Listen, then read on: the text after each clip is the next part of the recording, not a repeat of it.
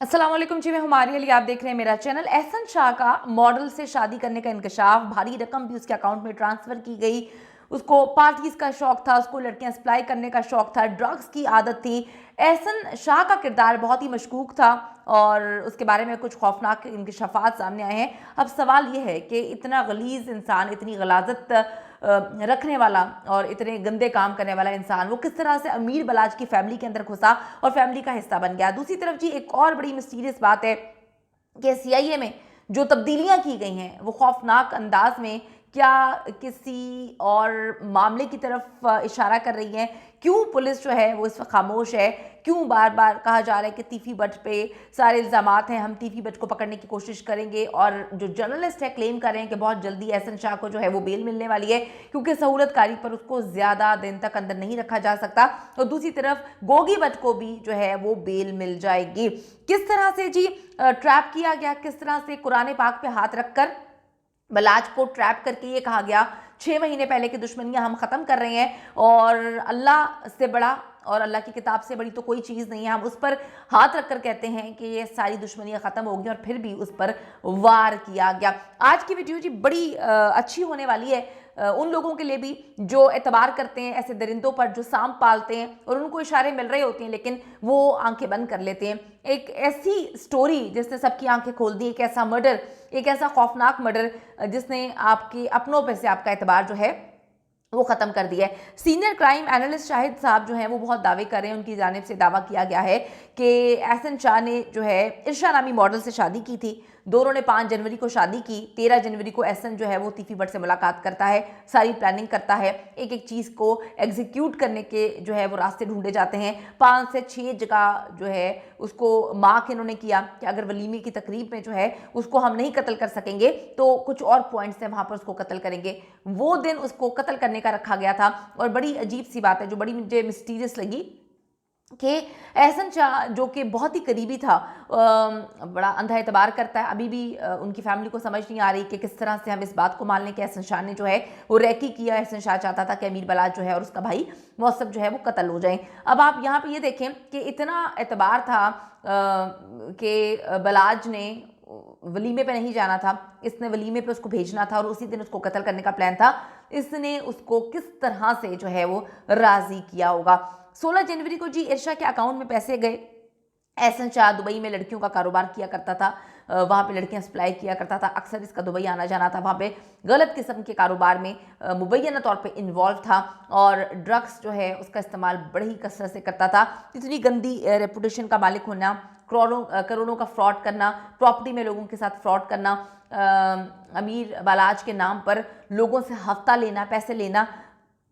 अब जी जर्नलिस्ट दावा कर रहे हैं कि एहसन की जो है वो जल्दी बेल भी हो जाएगी और एहसन जो है उसने वक्त तो सब कुछ दिया है, उसके मोबाइल से डेटा भी निकल गया, लेकिन अब वो कहाँ पे जाता है, क्या मामलात होते हैं, ये तो किसी को नहीं पता। क्योंकि पुलिस के अंदर जो तब्दीलियां हुई हैं, इस पर थोड़ा सा आगे चल के बात करते हैं। पुलिस के अंदर जो तब्दीलियां हुई हैं वो बड़ी मिस्टीरियस हैं। ऐसे लेवल का केस बड़े अच्छे अंदाज में जो है सॉर्ट आउट हो रहा था और एकदम उसमें तब्दीलियां की गई और उसके फ़ौरन बाद प्रेस कॉन्फ्रेंस की जाती है। प्रेस कॉन्फ्रेंस करने के बाद सारा इल्ज़ाम जो है वो तीफी बट पे डाला जाता है। गोगी बट को क्लीन चिट दे दी जाती है और गोगी बट जो कि पाकिस्तान में है उसको पुलिस जो है वो दावा भी करती है हमने पकड़ लिया है, छुपाया हुआ है, क्या मामलात हैं। पुलिस इस पर थोड़े से मुतज़ाद बयानात दे रही है और तीफी बट जिसको पकड़ने के लिए पुलिस जो है वो दुबई भी जा चुकी है, वहाँ पे भी पकड़ के लेकर आती है या नहीं लेकर आती है। जो प्रेस कॉन्फ्रेंस हुई है ये बड़ी मिस्टीरियस हुई है कि हमने सारे की सारी गुत्थियाँ सुलझा दी हैं। एकदम से गुत्थियाँ सुलझ ही चुकी थी तो फिर पुलिस के अंदर इतनी बड़ी तब्दीलियाँ क्यों की गई, बड़ी अजीब बात है। जो क्राइम रिपोर्टर्स हैं वो उस पर बड़ी मिस्टीरियस उनको ये चीज़ लग रही है, उनको ये पॉइंट बहुत ज़्यादा उलझा रहा है कि DIG इमरान किश्वर जो कि DIG इन्वेस्टिगेशन लाहौर थे, अब उनको DIG CIA लगा दिया गया है। बड़ी अजीब सी बात है कि जब केस मुकी गया था, सॉर्ट आउट कर लिया था पहले टीम ने, तो फिर रद्दोबदल इतने बड़े लेवल पर DIG लेवल पर रद्दोबदल करना क्यों ज़रूरी लगा। जब सवालात पूछे गए तो उन्होंने कहा कि हमारी मर्ज़ी, हम जिस मर्ज़ी को चेंज करें, हमारी मर्ज़ी, हम जिस मर्ज़ी को जो है रखें, लगाएं, आप लोगों को इससे लेना देना नहीं है। बिल्कुल जी, इस मुल्क में किसी को भी किसी चीज़ से लेना देना नहीं है। पुलिस से तो भैया अवाम बहुत ज़्यादा डरना शुरू हो गई है। जो वाक़यात पिछले 7-8 महीने में पुलिस ने किए, किस तरह से अवाम को ट्रीट किया, तो हमें तो भाई डरना ही चाहिए। और आप बिल्कुल जी अवाम को तो आप जवाब दे हैं ही नहीं, आप लोग कुछ भी कर सकते हैं, लेकिन लोग ये अब सवाल दिमाग में डाल के बैठे हुए हैं कि जब सॉर्ट आउट हो ही चुका था, 2 दिन बाद ही प्रेस कॉन्फ्रेंस कर दी गई, तो फिर इतना नाटक करने की ज़रूरत क्या थी? इसके पीछे भी कोई ना कोई गेम होगा। तो अब जो हमारे एहसन साहब हैं, जो कि इतनी गंदी और गलाज़त में डूबी हुई चीज़ें करते थे, ये लोगों को बड़ी अजीब लग रही है बात कि जो है वो किस तरह से अमीर बलाच को धोखा दे रहा था। अमीर बलाच को इस तरह से धोखा दे रहा था कि उसके सामने जो है वो मासूम और अच्छा इंसान बनने का नाटक कर रहा था। वो आज की बात नहीं है, उसने उसको 12-13 साल लगाकर जो है उसको शीशे में उतारा। अब आप देख लें कि किस तरह से वो कहता है जी मैं मदीना में मौजूद हूँ और तुम्हारा वहाँ से मैं तुम्हारी जो है वो वीडियो कॉल पे लेता हूँ। किस कदर उसने अलग पर्सनैलिटी जो है वो अमीर बलाच के सामने और उसकी फैमिली के सामने रखी हुई थी, इसका अंदाज़ा भी हम नहीं लगा सकते। इतना दोगला किस्म का इंसान था। अच्छा जी, अब लोगों को थोड़ी सी चीज़ें अजीब लग रही हैं। वो पुलिस के हवाले से मैंने आपको बता दी, कुक असगर, ये बड़ा इम्पॉर्टेंट पुलिस को बंदा हाथ लगा था और उसने बड़े सारे पोल भी खोले हैं। उसी ने जो है इसके बारे में जो है कहानी सुनाई थी कि किस तरह से एहसन शाह को जो पकड़ा, वो इसी बंदे की वजह से, एहसन शाह अगर कहें तो, पकड़ा गया था।